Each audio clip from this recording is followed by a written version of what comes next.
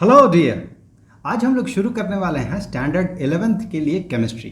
तो इसका जो फर्स्ट चैप्टर है वो है some basic concepts of chemistry. मतलब यहाँ पर हम केमिस्ट्री के कुछ बहुत ही फंडामेंटल कॉन्सेप्ट्स के बारे में बात करते हैं, जिन कॉन्सेप्ट्स को आगे आप खूब खूब यूज़ करने वाले हैं।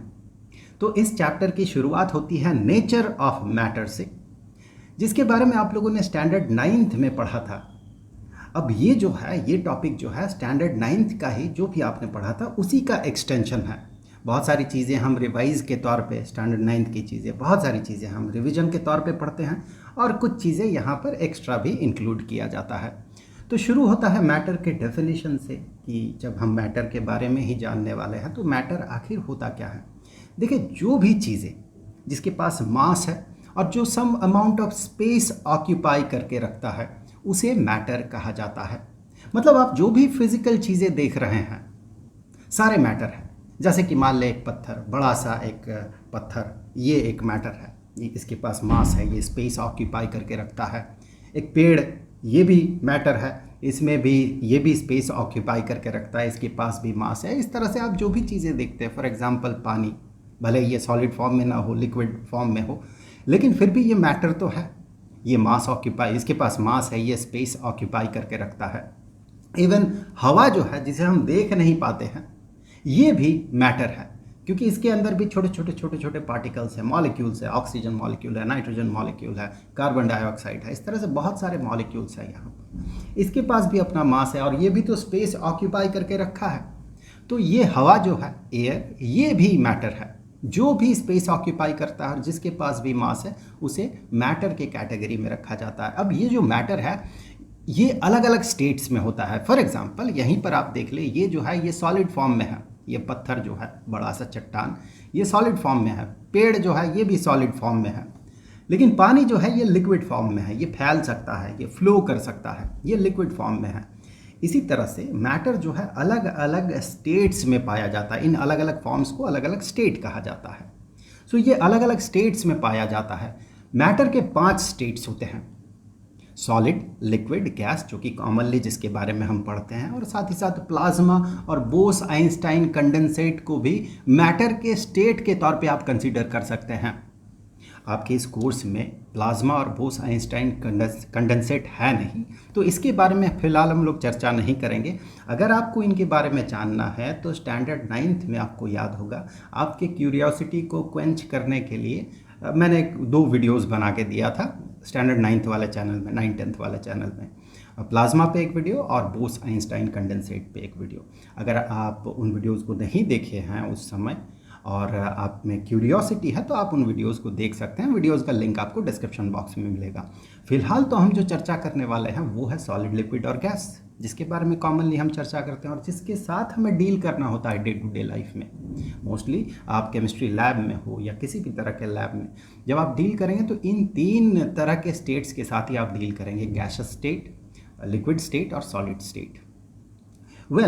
तो जैसा कि हमें पता है सॉलिड, लिक्विड और गैस में जो बेसिक डिफरेंस है वो ये कि एक सॉलिड जो है इसके पास एक डेफिनेट शेप होता है, इसके पास एक डेफिनेट वॉल्यूम होता है और साथ ही साथ इसके पास एक डेफिनेट शेप होता है। एक पत्थर का टुकड़ा मान लें, इस पत्थर के टुकड़े को आप कहीं भी रखें, किसी भी तरह के कंटेनर में रखें, चाहे टेबल के ऊपर रखें, चाहे अपने हाथ में रखें, तो इसका जो वॉल्यूम है वो वॉल्यूम चेंज नहीं होता है। हाँ, प्रोवाइडेड दैट कि बहुत ज़्यादा प्रेशर अप्लाई ना किया जाए। एक सॉलिड में भी प्रेशर अप्लाई किया जाए तो उसका वॉल्यूम चेंज हो जाता है, उसका शेप जो है चेंज हो जाता है। अगर इस तरह के एक्सटर्नल जो फैक्टर्स है, प्रेशर वगैरह या टेम्परेचर, इन्हें अगर चेंज ना किया जाए तो फिर इसके पास एक डेफिनेट वॉल्यूम होता है और इसका एक डेफिनेट शेप होता है। लेकिन लिक्विड के साथ ऐसा नहीं होता है। भले ही लिक्विड के पास डेफिनेट वॉल्यूम होता है, लेकिन लिक्विड को जिस कंटेनर में रखा जाता है वो उसी कंटेनर का शेप ले लेता है। पानी, थोड़ा सा पानी आप ले ग्लास में रखेंगे तो ग्लास के फॉर्म ले लेगा वो। अगर उसे बड़ा सा कंटेनर में रखेंगे तो उस कंटेनर का जो शेप है वो शेप ले लेगा। मतलब ये अपने शेप को चेंज कर सकता है, लेकिन इसका वॉल्यूम चेंज नहीं होता है। कंटेनर चेंज करने से वॉल्यूम चेंज नहीं होता है, वॉल्यूम घटता बढ़ता नहीं है। हाँ, यहाँ भी शर्त है कि अगर आप टेम्परेचर में चेंज करें तो फिर इसके वॉल्यूम में चेंज होता है थोड़ा बहुत। प्रेशर में चेंज करें तो खूब चेंज नहीं होता है, लेकिन फिर भी एक फ्रैक्शनली मार्जिनल चेंज होता है इसके वॉल्यूम में, तो वो नेग्लिजिबल है। जिस भी कंटेनर में रखते हैं तो उसका वो शेप ले लेता है, मतलब इसके पास कोई डेफिनेट हम कहेंगे शेप नहीं होता है, लिक्विड के पास शेप नहीं होता है।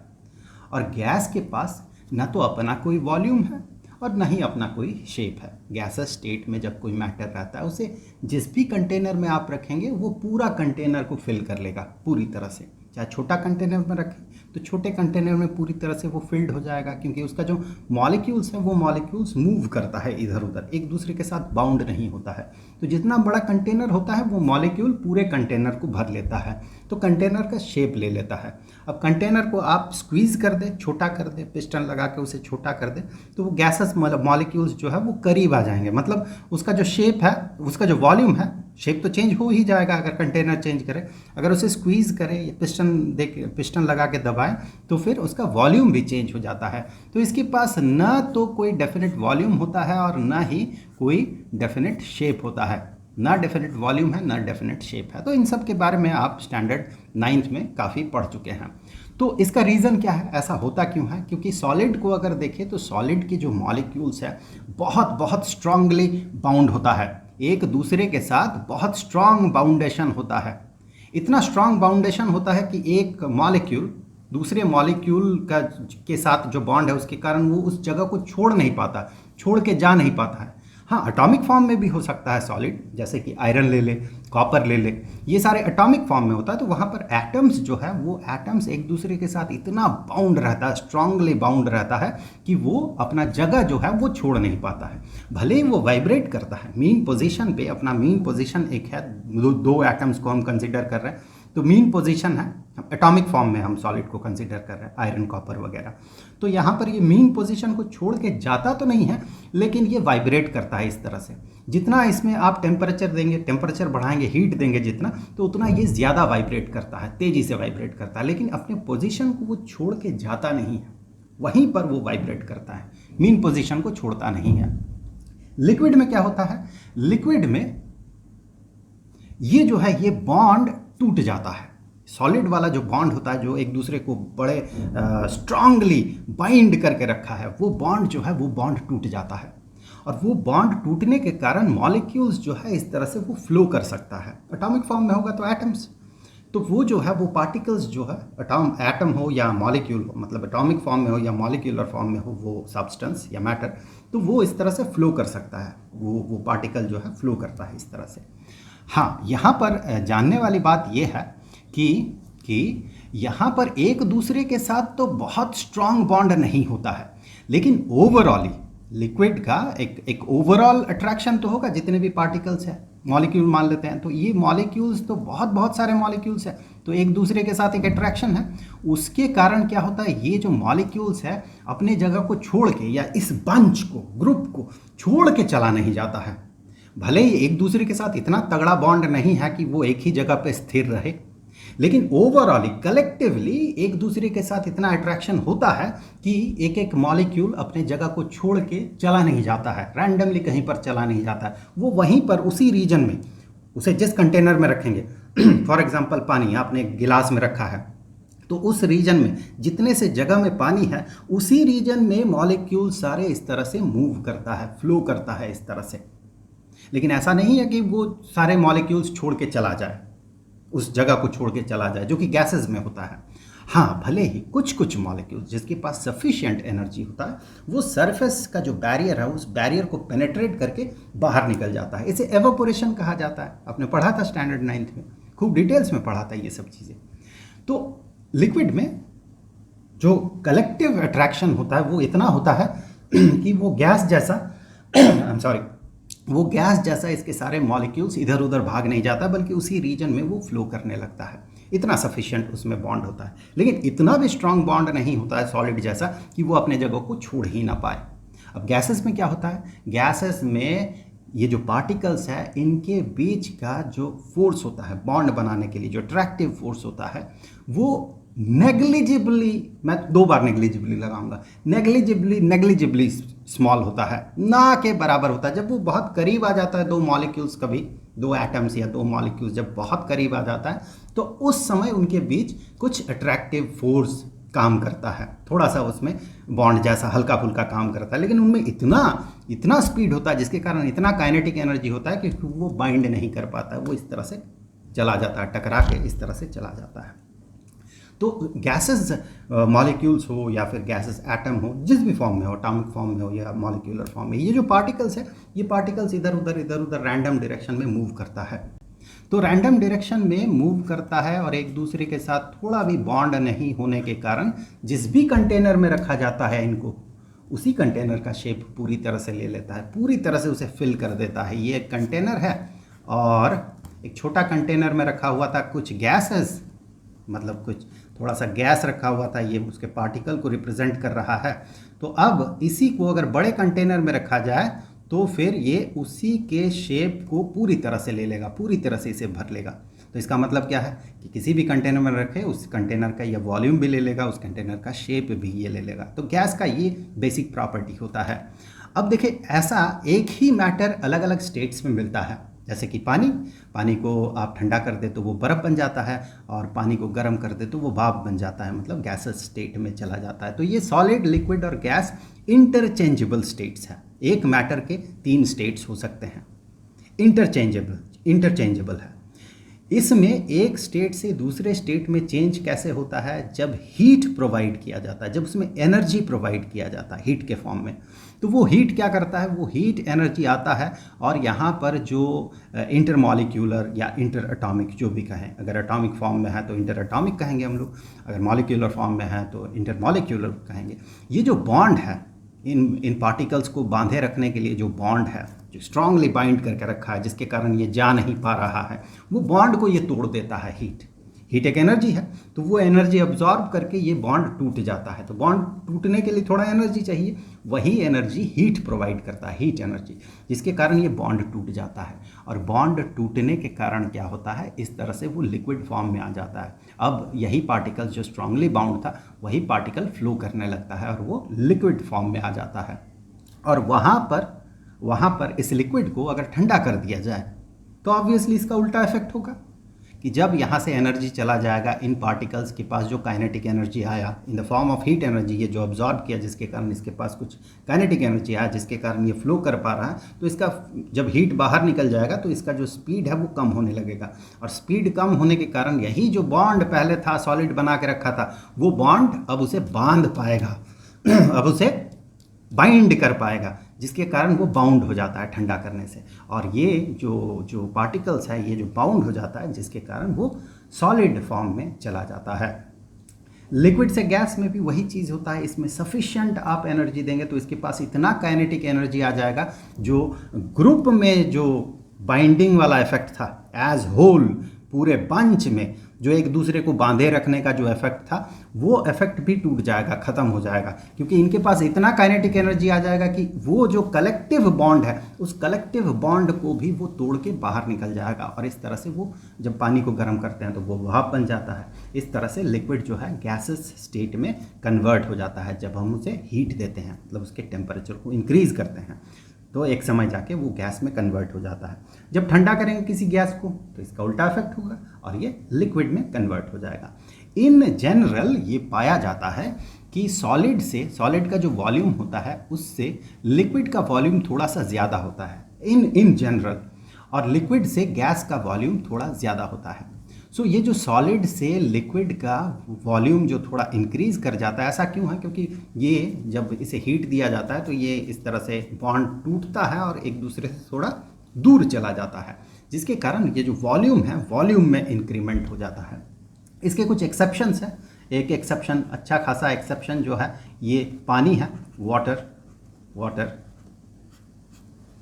पानी में यहाँ पर थोड़ा सा एबरेटिव बिहेवियर हमें दिखता है कि पानी जो है जब सॉलिड फॉर्म में जाता है तो उसका वॉल्यूम इंक्रीज़ कर जाता है। इसके पीछे रीज़न ये है कि पानी जब सॉलिड में कन्वर्ट होता है तो ये हेक्सागोनल शेप बनाता है और बीच में बहुत सारा वैक्यूम बन जाता है। मॉलिक्यूलर लेवल पे बहुत ज़्यादा वैक्यूम बन जाता है। आप बर्फ़ को इस तरह से देखें तो जो ऐसे सफ़ेद सफ़ेद गोल गोल दिखता है, वो नहीं है, वो हवा है वहाँ पर, वो उस खाली जगह पे वहाँ पर हवा है। उसकी बात मैं नहीं कर रहा हूँ। यहाँ पर कॉमनली स्टूडेंट्स मिस्टेक करते हैं कि वो जो हवा वहाँ पर भरा हुआ है उसके कारण उसका वॉल्यूम इंक्रीज़ कर जाता है। ऐसा नहीं है। जब पानी के मॉलिक्यूल्स इस तरह से इस तरह से स्लाइड करता है, जब उसे ठंडा करते हैं तो जब वो क्रिस्टलाइन स्ट्रक्चर लेता है, मतलब बॉन्ड बनाता है और क्रिस्टल स्ट्रक्चर बनाता है, उस समय ये जो है इस तरह से स्ट्रेच कर जाता है, मॉलिक्यूल नहीं, वो स्ट्रक्चर, ओवरऑल स्ट्रक्चर इस तरह से स्ट्रेच करके हेक्सागोनल फॉर्म ले लेता है और बीच में बहुत सारा खाली जगह बन जाता है। बॉन्ड के कारण ही होता है ये। इसके बारे में भी हम लोगों ने एक वीडियो में डिटेल्स में बात किया था स्टैंडर्ड 9th 10th वाले चैनल पे, तो उस वीडियो का भी लिंक आपको डिस्क्रिप्शन बॉक्स में मिल जाएगा। और डिस्क्रिप्शन बॉक्स में हमेशा की तरह आपको इस पूरे चैप्टर का जो प्लेलिस्ट है उसका भी लिंक मिलेगा। तो ये कुछ जनरल प्रॉपर्टीज़ था कि मैटर जो है एक स्टेट से दूसरे स्टेट में कैसे कन्वर्ट होता है। जब उसे हीट के फॉर्म में एनर्जी प्रोवाइड किया जाता है तो उसका स्टेट में चेंज हो जाता है, एक स्टेट से दूसरे स्टेट में ये चला जाता है। और जनरली जब सॉलिड से लिक्विड में कन्वर्ट होता है तो वॉल्यूम इंक्रीज करता है, एक्सेप्शन वाटर, पानी। और जब लिक्विड गैस में कन्वर्ट होता है तो हमेशा उसका वॉल्यूम इंक्रीज करता है, इसमें कोई एक्सेप्शन है नहीं। अब यहाँ पर ये जो प्रोसेसेस है, जब सॉलिड लिक्विड से लिक्विड में कन्वर्ट होता है तो इस प्रोसेस को कहा जाता है मेल्टिंग, मेल्ट होना। लिक्विड जब सॉलिड में कन्वर्ट होता है तो इसे कहा जाता है फ्रीजिंग, इसे फ्यूजन भी कहा जाता है। तो इस प्रोसेस को इन जनरल फ्रीजिंग कहा जाता है। पानी को फ्रिज में डाल दे तो ये ठंडा होकर बर्फ़ बनता है, फ्रीज कर जाता है ये। इसे फ्रीजिंग कहा जाता है। जब लिक्विड गैस में कन्वर्ट होता है तो इसे वेपराइजेशन कहा जाता है। पानी को गर्म करें तो वो वेपर बन जाता है। This process is called vaporisation. जब लिक्विड अपने वेपर फॉर्म में यानी कि गैसेस फॉर्म में कन्वर्ट हो तो उसे वेपराइजेशन कहा जाता है। गैस जब लिक्विड में कन्वर्ट होता है तो इसे कंडेंसेशन कहा जाता है। पानी का भाप जो है कंडेंस होके पानी बनता है। और कभी कभी ऐसा भी पाया जाता है कुछ सब्सटेंसेस में कि सॉलिड डायरेक्टली गैस में कन्वर्ट हो जाता है, उसे एक सब्लिमेशन कहा जाता है।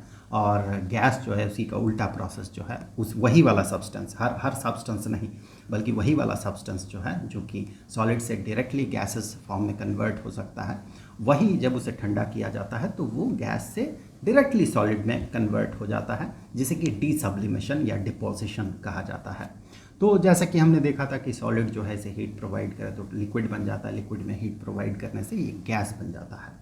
तो कोई सॉलिड सब्सटेंस जो है, सॉलिड सब्सटेंस को हम कर रहे हैं गर्म, जैसे कि बर्फ़ को ही मान ले हम गर्म कर रहे हैं, गर्म करते करते करते करते एक समय ऐसा आएगा कि वो मेल्ट करने के पॉइंट में आ जाएगा, लिक्विड में कन्वर्ट होने के ठीक पॉइंट में आ जाएगा। एक बहुत ठंडा बर्फ़ ले लें, हमें पता है बर्फ़ पानी में कन्वर्ट होता है 0 डिग्री सेल्सियस में। एक बहुत ठंडा बर्फ़ ले लें, फॉर एग्जांपल -10 डिग्री सेल्सियस।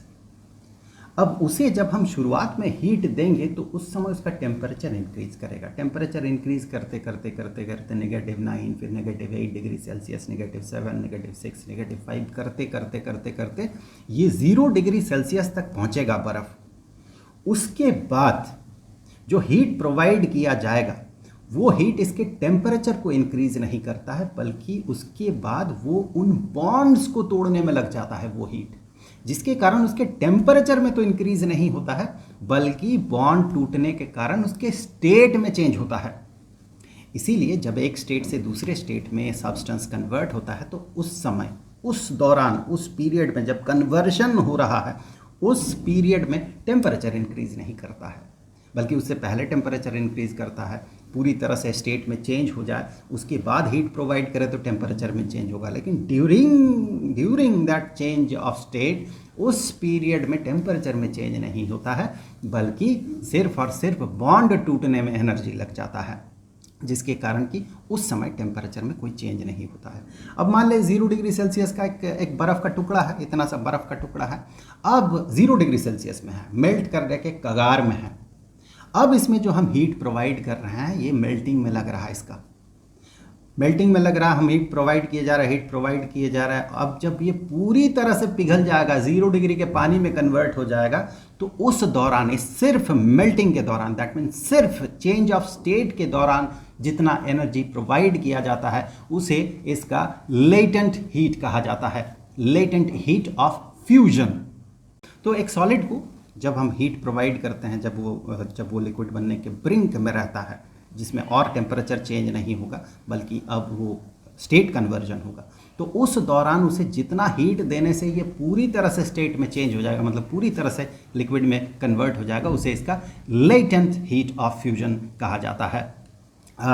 जब 1 किलोग्राम सब्सटेंस ले, 1 किलोग्राम बर्फ ले फॉर एग्जांपल, और ये इसे पूरी तरह से लिक्विड में कन्वर्ट करने के लिए जितना एनर्जी चाहिए होगा उसे हम स्पेसिफिक हीट ऑफ फ्यूजन कहते हैं।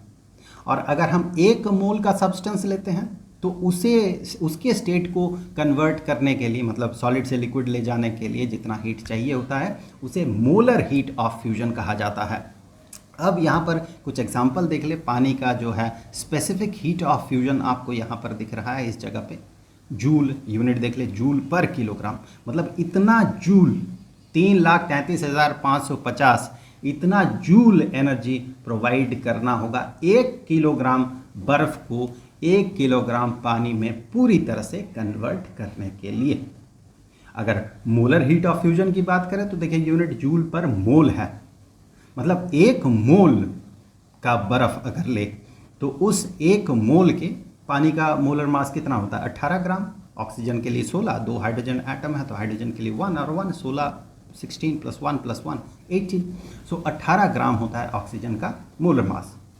1 मोल ऑक्सीजन का वो माफ़ कीजिएगा पानी का, सो 1 मोल पानी का ये जो है मास होता है 18 ग्राम। सो 18 ग्राम यानी कि 1 मोल पानी अगर आप ले सॉलिड फॉर्म में, आइस अगर ले, तो फिर उसे पूरी तरह से पिघलने में जितना एनर्जी चाहिए होगा वो होगा इतना जूल। और मीथेन जो है, मीथेन का भी यहाँ पर आपको एग्जाम्पल दिख रहा है। तो मुद्दा ये है कि जो हीट प्रोवाइड किया जाता है 1 किलोग्राम सब्सटेंस को और उसके स्टेट में चेंज होता है फ्रॉम सॉलिड टू लिक्विड, उसे स्पेसिफिक हीट ऑफ फ्यूजन कहा जाता है। भाई 1 मोल सब्सटेंस में स्टेट चेंज करने के लिए फ्रॉम सॉलिड टू लिक्विड जितना एनर्जी प्रोवाइड किया जाता है उसे मोलर हीट ऑफ फ्यूजन कहा जाता है। इसी तरह से लेटेंट हीट ऑफ वेपराइजेशन भी होता है। वेपराइजेशन मतलब लिक्विड से गैस स्टेट में कन्वर्ट होना। सो इतना अमाउंट, जितने अमाउंट देने से एक लिक्विड जो कि गैस बनने के ब्रिंक में है, जो हीट देने से इसके टेम्परेचर में चेंज नहीं होगा बल्कि ये लिक्विड से गैसेस फॉर्म में कन्वर्ट होगा, वो जितना एनर्जी चाहिए होगा अब उसके स्टेट को चेंज करने के लिए उसे उसका लेटेंट हीट ऑफ वेपराइजेशन कहा जाता है। अगर हम 1 किलोग्राम का सब्सटेंस लेते हैं तो इसे स्पेसिफिक हीट ऑफ वेपराइजेशन कहेंगे, मतलब 1 किलोग्राम पानी ले उसे गैस में अगर पूरी तरह से कन्वर्ट करना होगा तो जितना एनर्जी चाहिए होगा उसे specific heat of vaporisation for water कहेंगे हम। और अगर 1 मोल का सब्सटेंस को कंसिडर करते हैं तो इसे उस हीट को या उस एनर्जी को हम कहेंगे मोलर हीट ऑफ वेपराइजेशन। यहाँ पर आपको कुछ एग्जांपल दिख रहा है, जैसे पानी का स्पेसिफिक हीट ऑफ वेपराइजेशन जिसका यूनिट ऑब्वियसली जूल पर किलोग्राम होगा, ऐसा यूनिट जूल पर किलोग्राम होगा। तो यहाँ पर ये जो है पानी के लिए होता है 22,57,000 ऑलमोस्ट।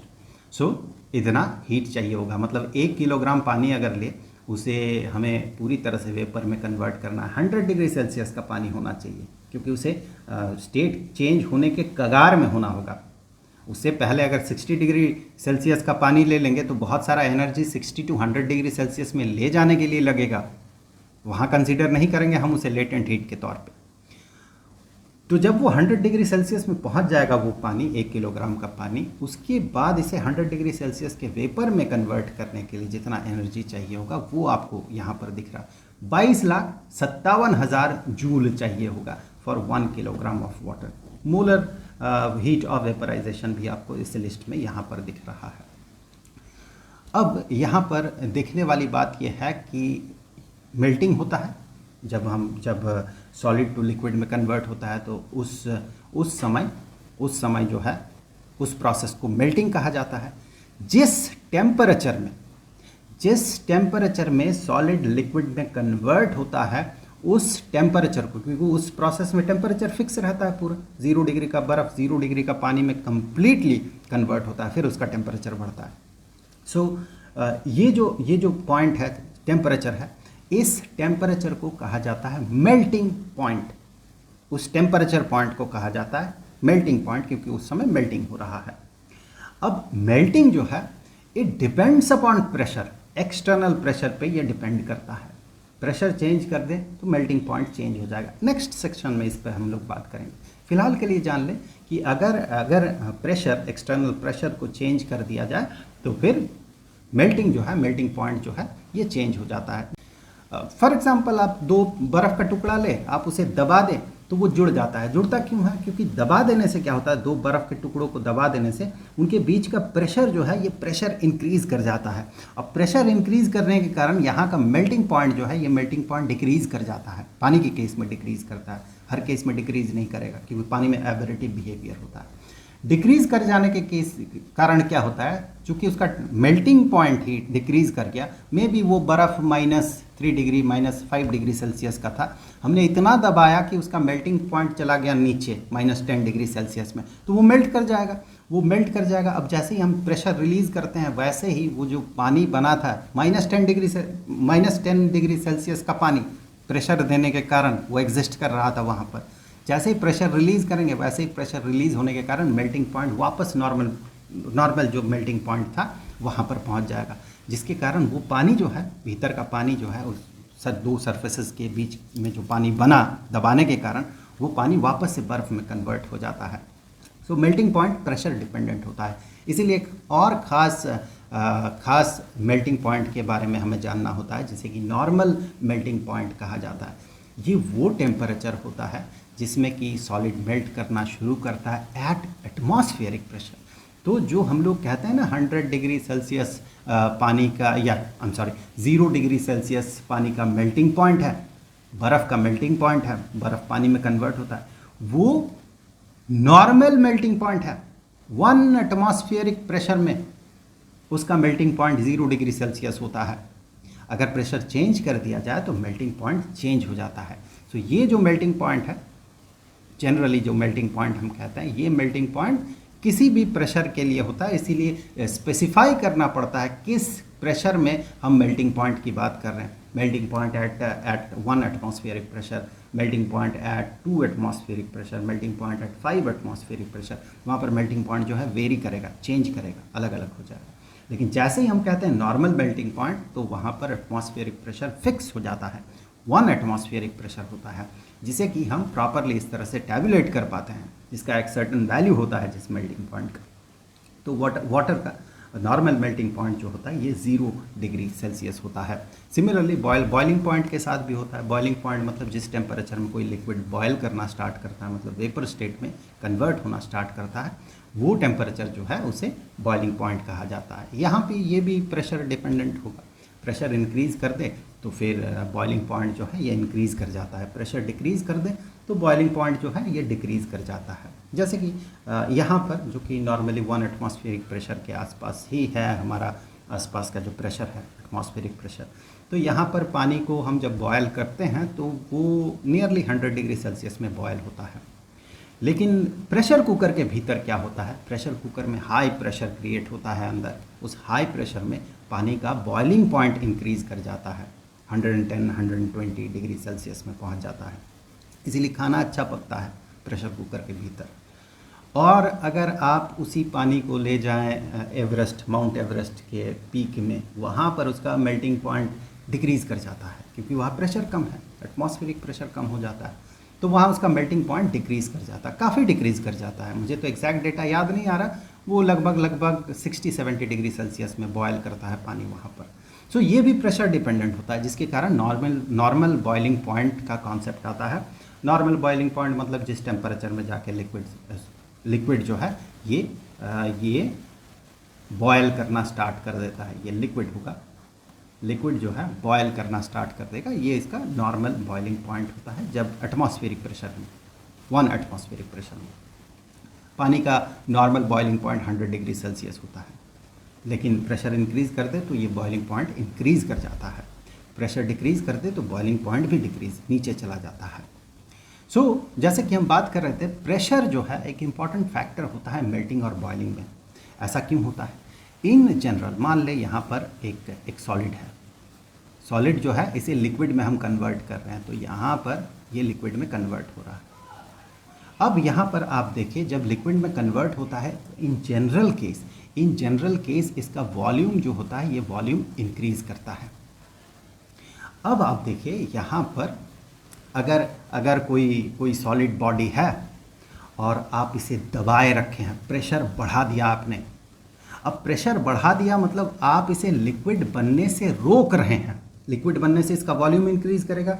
पानी एक्सेप्शन है, पानी की बात नहीं कर रहा हूँ मैं, पानी एक्सेप्शन है, लेकिन इन जनरल सॉलिड जब लिक्विड में कन्वर्ट होता है तो उसके वॉल्यूम में इंक्रीज होता है।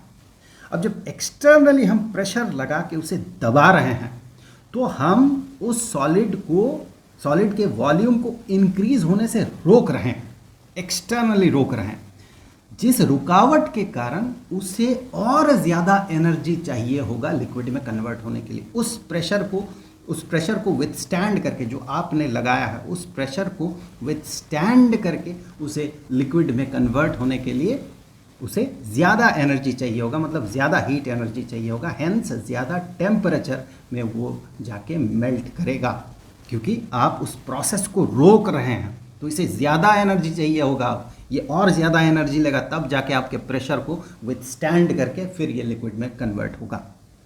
वही चीज़ आप देखें, लिक्विड से जब ये वेपर में कन्वर्ट हो रहा है, ये वेपर को इंडिकेट कर रहा है। लिक्विड से जब वेपर में कन्वर्ट होता है तो भी इसका वॉल्यूम जो है वॉल्यूम इंक्रीज़ करता है। जब आप एक्सटर्नली प्रेशर अप्लाई कर दें, जो कि प्रेशर कुकर के अंदर होता है, आप एक्सटर्नल प्रेशर अप्लाई कर दें तो प्रेशर अप्लाई करने के कारण क्या होता है कि आप इसके वॉल्यूम को इंक्रीज़ होने से रोक रहे हैं, आप इसके स्टेट को चेंज होने से रोक रहे हैं, जिसके कारण इसके स्टेट को चेंज होने में और ज़्यादा एनर्जी चाहिए होगा और ज़्यादा हीट एनर्जी चाहिए होगा, हेंस ये ज़्यादा टेम्परेचर में ये बॉयल करेगा। इसीलिए यहाँ पर प्रेशर इंक्रीज़ करने से बॉइलिंग पॉइंट जो है ये इंक्रीज़ कर जाता है। प्रेशर कुकर के अंदर 100 डिग्री सेल्सियस से काफ़ी ज़्यादा टेम्परेचर में जाके पानी बॉयल होता है। अब पानी के केस में जो पानी और बर्फ़ का जो कन्वर्जन है, मतलब ये जो मेल्टिंग है, बर्फ़ का पानी में मेल्ट होना, उसके केस में इसका उल्टा होता है। मान लीजिए एक बर्फ़ का टुकड़ा है, जब ये पानी में कन्वर्ट होता है तो इसका वॉल्यूम जो है डिक्रीज़ कर जाता है। अब जब आप इसे दबा रहे हैं तो इसके वॉल्यूम को घटाने में आप हेल्प कर रहे हैं। उसका जो क्रिस्टलाइन स्ट्रक्चर है, हेक्सागोनल क्रिस्टलाइन स्ट्रक्चर, उसे आप दबा के तोड़ दे रहे हैं, मतलब वो जो बॉन्ड है वो दबाने के कारण टूट जा रहा है, प्रेशर के कारण टूट जा रहा है। इसके कारण ये कम टेम्परेचर में ही मेल्ट करने लगता है। दो बर्फ़ के टुकड़ों को दबा देने से इसीलिए जुड़ जाता है, दबाने से बीच वाले सेक्शन में जो है ये बर्फ़ जो है पानी में कन्वर्ट हो जाता है। पानी में कन्वर्ट होने के कारण क्या होता है, फिर जब आप छोड़ देते हैं, रिलीज़ कर देते हैं, वापस प्रेशर जो है पिछला वाला प्रेशर आ जाता है, तो उस टेम्परेचर में वो फिर से वो बर्फ़ बन जाता है। पानी के केस में ये उल्टा होता है, क्योंकि एक्सेप्शनल बिहेवियर है पानी का, इसीलिए ऐसा होता है। ये बहुत हद तक ला शैटलियर्स प्रिंसिपल है, कि जिसके बारे में आप 11th-12th में काफ़ी पढ़ने वाले हैं। उसी का एक रूप है, उसी का एक फॉर्म है कि एक्सटर्नल, यहाँ पर एक एक्सटर्नल फैक्टर को अगर हम चेंज करते हैं तो उस चेंज के कारण इक्विलिब्रियम में चेंज होता है। मतलब यहाँ पर अगर बर्फ़ से पानी का केस देखें तो ये 0 डिग्री सेल्सियस की बात कर रहे हैं हम लोग यहाँ पर, तो इसका जो इक्विलिब्रियम है 0 डिग्री सेल्सियस में है। जैसे ही हम प्रेशर यहाँ पर प्रोवाइड करते हैं उस समय इसका इक्विलिब्रियम शिफ्ट कर जाता है, इक्विलिब्रियम पीछे की तरफ चला जाता है और ये जो है जल्दी मेल्ट करने लगता है। पूरा एक्सप्लेनेशन नहीं है ऑब्वियसली, ला शैटलियर्स प्रिंसिपल, इस पर हम लोग आगे काफ़ी बात करेंगे। ये उसका फॉर्म है, बस ये जान लीजिए, ताकि आगे चल के जब ला शैटलियर्स प्रिंसिपल आप डिटेल्स में पढ़ेंगे उस समय आप इसके साथ थोड़ा बहुत इंटर रिलेट कर पाएँ। मैंने सिर्फ ये इसी कारण से आपको बताया। सो ये कुछ फैक्टर था जो कि मेल्टिंग और बॉइलिंग पॉइंट में इफेक्ट डालता है। प्रेशर बहुत इंपॉर्टेंट फैक्टर। हाँ, जो इम्प्योरिटी है ये भी एक फैक्टर है, तो फिलहाल ये इसे इस सेक्शन से हटाए रखें तो ज़्यादा अच्छा होगा। ये जब हम लोग इम्प्योरिटी क्या इफेक्ट डालता है इसके बारे में हम लोग जब सोल्यूशन पढ़ते हैं स्टैंडर्ड 12th में केमिस्ट्री में, तो उस समय हम लोग खूब डिटेल्स में देखते हैं कि जब इम्प्योरिटी आता है तो इम्प्योरिटी क्या करता है, मॉलिक्यूल्स के बीच का बॉन्ड किस तरह से वो एनहांस कर सकता है। आयनिक फॉर्म में अगर वो हो तो जैसे कि नमक डाल दे तो NaCl टूट जाता है। जो आयन है वो बहुत सारे पानी को खींच के रखता है, वो जो आयन है। Cl आयन भी बहुत सारे पानी के मॉलिक्यूल्स को खींच के रखता है, तो एक खिंचाव क्रिएट करता है, जिसके कारण जब इम्प्योरिटी दिया जाता है, आयनिक कंपाउंड मिलाया जाता है पानी में, तो उसका बॉइलिंग पॉइंट इंक्रीज़ कर जाता है, क्योंकि उस खिंचाव के एक्स्ट्रा खिंचाव जो है सोडियम आयन, क्लोरीन आयन आ जाने के कारण, क्लोराइड आयन आ जाने के कारण खींच के रखता है पानी के मॉलिक्यूल्स को अपने तरफ, और उसके कारण जो है पानी उस रीजन को छोड़ के वेपर स्टेट में नहीं जा पाता उस अट्रैक्शन के कारण। तो ये सब हम लोग स्टैंडर्ड 12th में सॉल्यूशंस पढ़ते हुए पढ़ेंगे। ये कुछ बेसिक आइडिया था। अब यहाँ से आगे हम लोग अगले टॉपिक में क्लासिफिकेशन ऑफ मैटर के बारे में पढ़ेंगे। उस वीडियो का लिंक आपको यहाँ पर स्क्रीन पर मिल जाएगा। हमेशा की तरह जो चैप्टर है उस चैप्टर का प्लेलिस्ट का लिंक आपको नीचे डिस्क्रिप्शन बॉक्स में मिलेगा। तो जल्द मिलते हैं अगले वीडियो में, तब तक के लिए खुश रहें। Good bye.